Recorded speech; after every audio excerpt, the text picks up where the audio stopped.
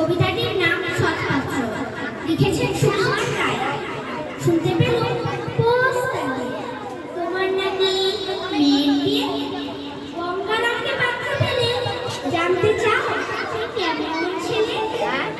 মন্দ নয় সেই পাত্র ভালো, রং যদিও বেজায়, তার উপর মুখের গঠন অনেকটা ঠিক পেঁচান।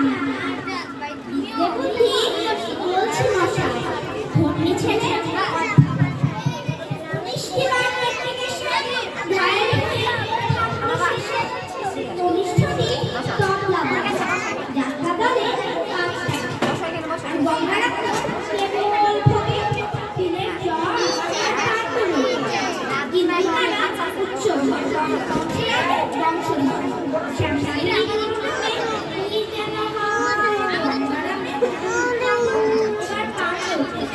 এমন কি